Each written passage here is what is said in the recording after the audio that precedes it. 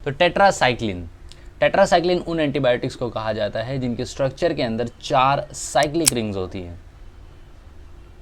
ये रिंग नहीं, ये वाली रिंग। हाँ, अब टेट्रासाइक्लिन के नाम को अगर आप ध्यान से देखोगे, उसको थोड़ा सा तोड़ोगे तो समझ में आएगा कि उसका नाम ही अपने आप में एक मैसेज दे रहा है। Tetra means 4 and cyclin is cyclin, right. तो टेट्रासाइक्लिन मतलब उनके स्ट्रक्चर में 4 साइक्लिक रिंग्स रहेंगी। अब टेट्रासाइक्लिन के अंदर जितने भी एंटीबायोटिक्स हैं सब के सब सॉइल एक्टिनोमाइसिटीज से ऑब्टेन किए गए।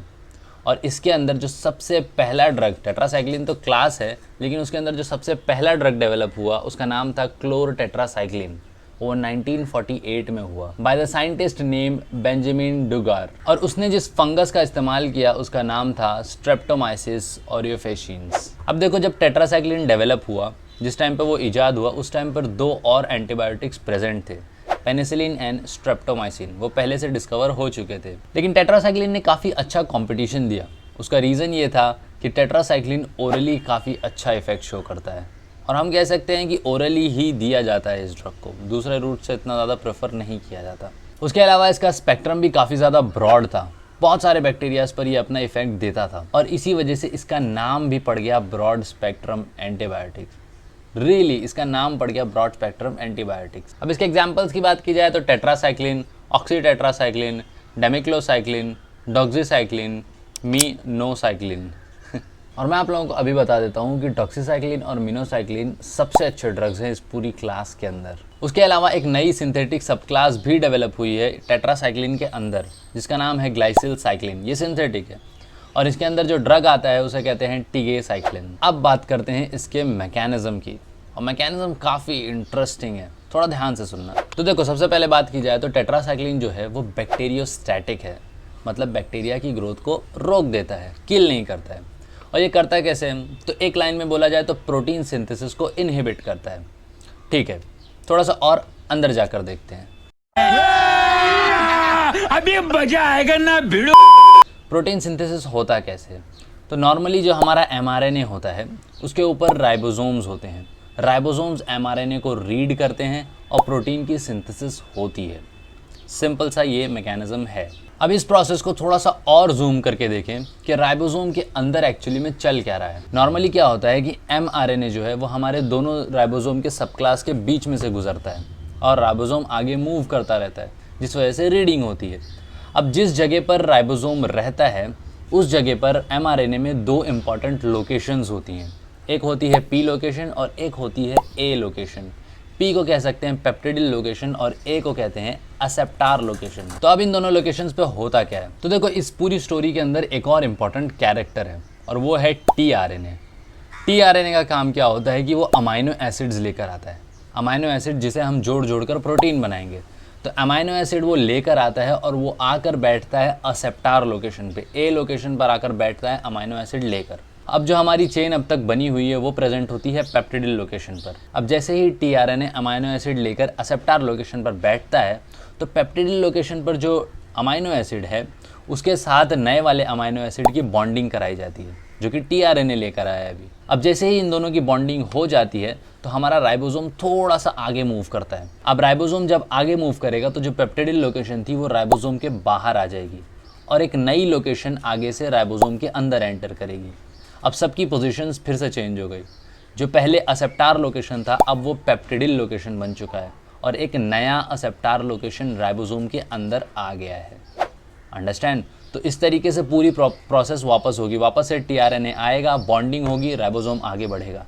टीआरएनए आएगा, बॉन्डिंग होगी, राइबोसोम आगे बढ़ेगा। तो इस तरीके से राइबोसोम आगे मूव करता है और प्रोटीन की सिंथेसिस होती है। तो ये तो है नॉर्मल मैकेनिज्म। नॉर्मली कुछ इस तरीके से प्रोटीन की सिंथेसिस होती है। अब टेट्रासाइक्लिन क्या करता है कि वो एसेप्टार साइट पर जाकर बैठ जाता है, एसेप्टाइल साइट को ब्लॉक कर देता है, यानी कि 30S सब यूनिट पर जाकर ब्लॉक करेगा, जिसकी वजह से राइबोसोम आगे नहीं बढ़ पाएगा। राइबोसोम आगे नहीं बढ़ेगा तो प्रोटीन सिंथेसिस नहीं होगी, और प्रोटीन सिंथेसिस नहीं होगी तो बैक्टीरिया की ग्रोथ रुक जाएगी। अंडरस्टैंड? लेकिन ये सारी चीज़ें तो होगी जब टेट्रासाइक्लिन अंदर एंटर करेगा, बैक्टीरिया के सेल के अंदर एंटर करेगा। लेकिन वो एंटर कैसे करेगा? तो टेट्रासाइक्लिन बैक्टीरिया के सेल के अंदर एंटर करता है एनर्जी डिपेंडेंट मैकेनिज्म से, यानी एक्टिव डिफ्यूजन से।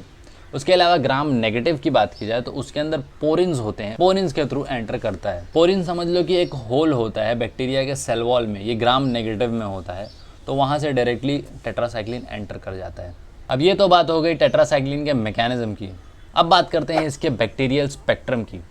ठीक है, मैकेनिज्म ठीक है, लेकिन कौन से चीज़ों पर ये इफेक्टिव है।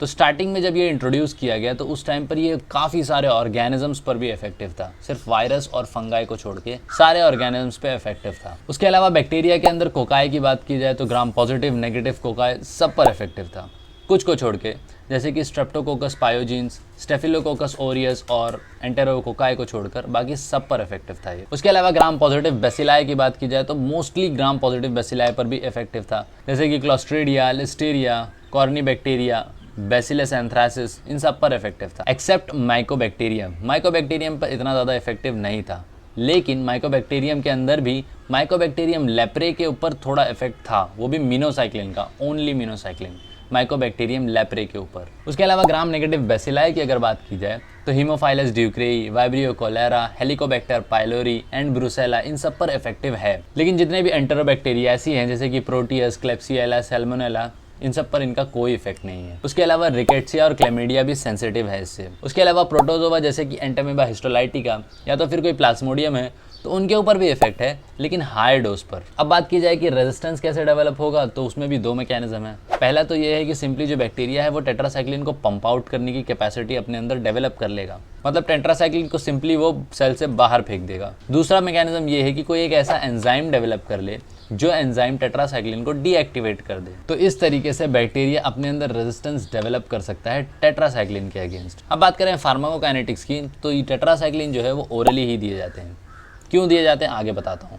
और ये दिए जाते हैं कैप्सूल के डोसेज फॉर्म में। और इन पूरे टेट्रासाइक्लिन में से डॉक्सीसाइक्लिन और मिनोसाइक्लिन सबसे ज़्यादा इफेक्टिव है। लेकिन हम यहाँ पर जो फार्माकोकाइनेटिक प्रॉपर्टीज़ देखेंगे वो टेट्रासाइक्लिन की देखेंगे, क्योंकि वो प्रोटोटाइप है यहाँ पर। टेट्रासाइक्लिन के एब्जॉर्प्शन की बात की जाए तो 60 to 80% ड्रग एब्जॉर्ब होता है। ठीक ठाक है एब्जॉर्प्शन, डिस्ट्रीब्यूशन भी इसका ठीक ठाक है, CSF पेनिट्रेशन थोड़ा बहुत होता है, मिल्क के अंदर भी ये सीक्रेट होता है, बहुत ज़्यादा नहीं होता, लेकिन इतना हो जाता है कि इन्फेंट को इफेक्ट हो जाए।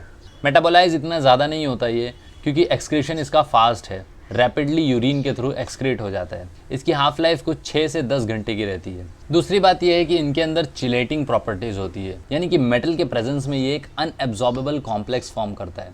इसी वजह से मिल्क, आयन के कोई प्रिपरेशन, सैक्रालफेट वगैरह मना किया जाता है देने के लिए, क्योंकि इन सारी चीज़ों से टेट्रासाइक्लिन के एब्जॉर्प्शन पे इफेक्ट पड़ता है। टेट्रासाइक्लिन को इंट्रामस्कुलरली देने को रिकमेंड नहीं किया जाता, क्योंकि इंट्रामस्कुलरली देने से पेन ज़्यादा होता है और उसके अलावा एब्जॉर्प्शन भी उतना अच्छा नहीं है, तो मतलब नहीं होता देकर।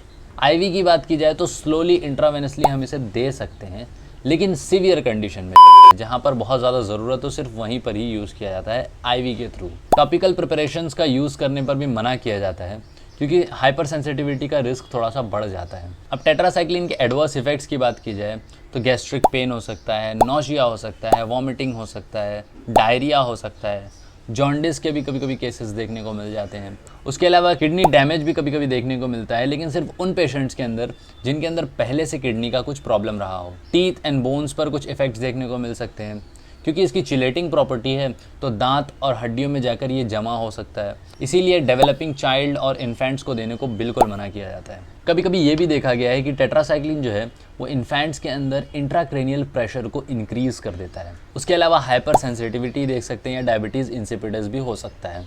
अब इसके यूजेस की बात की जाए तो एम्फेरिकल थेरेपी के अंदर काफ़ी ज़्यादा यूज़ होता है ये, क्योंकि ये ब्रॉड स्पेक्ट्रम है। एम्फेरिकल थेरेपी का मतलब ये होता है कि जब हमें अफेक्टिंग ऑर्गेनिज्म के बारे में कुछ ना पता हो कि कौन सा ऑर्गेनिज्म अफेक्ट कर रहा है, कौन सा ऑर्गेनिज्म की वजह से ये डिजीज़ हो रही है, जब ये चीज़ हमें ना पता हो तो एक्सपीरियंस के बेस पे कुछ एक्शंस लिए जाते हैं, और उस टाइम पर टेट्रासाइक्लिन का यूज़ भी होता है, क्योंकि ये ब्रॉड स्पेक्ट्रम एंटीबायोटिक कहलाता है। लेकिन आज के टाइम पे बीटा लैक्टम के साथ कॉम्बिनेशन में अमाइनोग्लाइकोसाइड या फिर थर्ड जनरेशन सिफेलोस्पोरिन या फिर फ्लोरोक्विनोलोन दिया जाता है एम्फेरिकल थेरेपी के लिए। उसके अलावा टेट्रासाइक्लिन फर्स्ट चॉइस ड्रग बन जाता है एटिपिकल निमोनिया में, कोलेरा में, प्लेग में, रिकेट्सियल इन्फेक्शन में वगैरह वगैरह। उसके अलावा दूसरे सिचुएशंस जैसे कि यूरिनरी ट्रैक इन्फेक्शन, अमीबियासिस, जैसा कि आपको पता है एंटामीबा हिस्टोलाइटिका पे इसका इफेक्ट है। उसके अलावा एज एन एडजुएंट भी यूज़ किया जाता है क्लोरोक्विन के रेजिस्टेंस में। एडजुएंट का मतलब होता है हम इम्यून सिस्टम के रिस्पॉन्स को थोड़ा सा बढ़ाएं एंटीजन देकर, अंडरस्टैंड। तो एक एडजुएंट के तौर पर भी यूज़ किया जा सकता है अगर क्लोरोक्विन का रेजिस्टेंस मिला तो, प्लाज्मोडियम फैल्सिपेरम के लिए। तो ये बात हो गई टेट्रासाइक्लिन्स की। Now next drug is chloramphenicol, और वो आपको यहाँ मिल जाएगा। बाकी एंटीबायोटिक्स की कंप्लीट प्लेलिस्ट ये रही आपके लिए। बाकी मैं मिलूंगा आपसे नेक्स्ट वीडियो में। Thank you so much.